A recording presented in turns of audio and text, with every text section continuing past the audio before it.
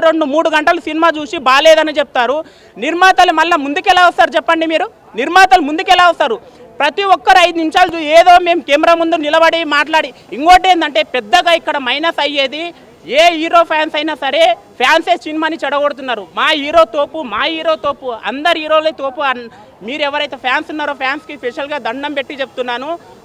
ప్రతి ఫ్రైడే ప్రతి హీరోది, ప్రతి ఒక్క ఫ్రైడే ప్రతి హీరోది, అది మనం గుర్తించుకోవాలి. ప్రతి హీరో సినిమా ఆడాలి. ఈ సంవత్సరం 350 కోట్లు కాదు 1000 కోట్లు రామ్ చరణ్కి వేస్తే next NTR, next Mahesh Babu, next Prabhas, ఇలా ప్రతి ఒక్కరు ప్రతి ఫ్రైడే మా హీరో గొప్ప అని చెప్పుకోవాలి. అంతేగాని మా హీరో మా హీరో కలెక్షన్ ఏ హీరో, అందరు హీరోలు గొప్పని, అందరు హీరోలు. మూవీలో నచ్చింది ఏంటంటేనా, మనం ఏదైతే మన వ్యక్తిత్వం కోసం మనం ఈ పల్లెటూరు నుంచి వచ్చి ఎవరైతే పల్లెటూరులో ఉంటారు కదా, అక్కడ ఉన్న వాళ్ళకి ఆ బాధ తెలుస్తుంది. పల్లెటూరు నుంచి వచ్చిన వాళ్ళకి ఆ బాధ తెలుస్తుంది. ఎందుకంటే ఓటు హక్కు లేదు, మనం ఈ ప్రపంచంలో ఉన్నామా, మనం దేంట్లో ఐడెంటిటీ లేదు అని ఐడెంటిటీ కోసం వెతుకులాదేదే సినిమా.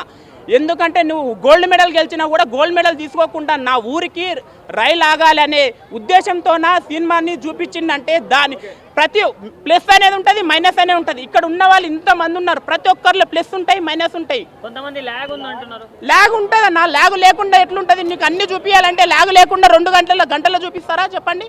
గంటల సినిమా అయిపోతుంది కదా, గంటల సినిమా అయిపోదు కదా. ప్రతి ఒక్కటి ఉంటుంది, ప్లస్ ఉంటుంది, మైనస్ ఉంటుంది. మనం ఒక పెళ్లికి వెళ్తాం, పెళ్లికి వెళ్ళిన తర్వాత ఆ భోజనం చేసి వస్తాం. ఒకడు అంటారు కూరలో ఉప్పు లేదు, కూరలో చక్కెర అయింది, అది తక్కువైంది, ఇది తక్కువైంది అంటారు. అట్లా ఉంటుందా చెప్పండి? అందరికీ నచ్చాలని లేదు కదా. కానీ నువ్వు ముందే సినిమాని ఎందుకు చంపేస్తున్నావు? బయటికి రాగానే సినిమాని ఎందుకు చంపేస్తున్నారు? కావాలని నెగిటివ్ ప్రచారం ఎవ్వరు చేయకండి. ఏం చెప్తానంటే, ఒక సినిమా వెంబడి ఎంతో మంది కళాకారులు ఉంటారు, వాళ్ళని బతికియాలి. ఇప్పుడు నిర్మాత ముందుకు రాకపోతే ఎంతో మంది చూడండి, మీరు రోడ్ల మీద పడి 300 కోసమైనా కూడా పొట్టకుట్టి కోసం నిలబడే వాళ్ళు ఉంటారు. అలాంటి వాళ్ళని మీరు అన్యాయం చేయకండి. మీరు సినిమా చూసి వచ్చి మీరు ఏదో కెమెరాల ముందు మాట్లాడడం కాదు. అంటే ఆ చంద్రుల్లో ముక్క జారిందే దీనక్క, ఆడిందే వల్లంతా తై తక్క. ఎందుకు ఇంతలాగా వాడుతున్నా అంటే, ఏఆర్ రెహమాన్ గారికి మ్యూజిక్ లో ఆస్కార్ వచ్చింది, రామ్ చరణ్ గారికి యాక్టింగ్ లో ఖచ్చితంగా ఆస్కార్ వస్తుంది.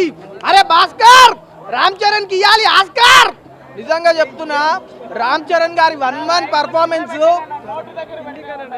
క్రికెట్, కుస్తీ, రన్నింగ్ కావాల్సింది గోల్డ్ మెడల్ కాదు, గోల్డెన్ హార్ట్ కావాలి.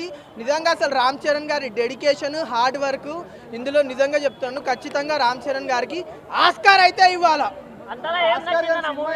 రామ్ చరణ్ గారి 1 man show, hard work, mass look, enthusiasm, elephant. Janhvi Kapoor గారు ఫస్ట్ సినిమాకి అవసరం లేదనిపించింది, కానీ ఒక్క సీన్ లో ఎందుకు జాన్వీ కపూర్ని పెట్టారనేది నిజంగా మంచి మెసేజ్, మంచి స్టోరీ. నిజంగా అసలు డైరెక్టర్ ఎట్లా ఆలోచిస్తుండో నాకైతే అర్థమైతలేదు. సూపర్ తీసిండు మూవీ అయితే. ల్యాగ్ లేదు, బ్యాగ్ లేదు, ఇంకా స్కూల్ స్టార్ట్ కాలేదు, ల్యాగ్ లొద్దు, బ్యాగ్ లొద్దు. Number 1 cinema.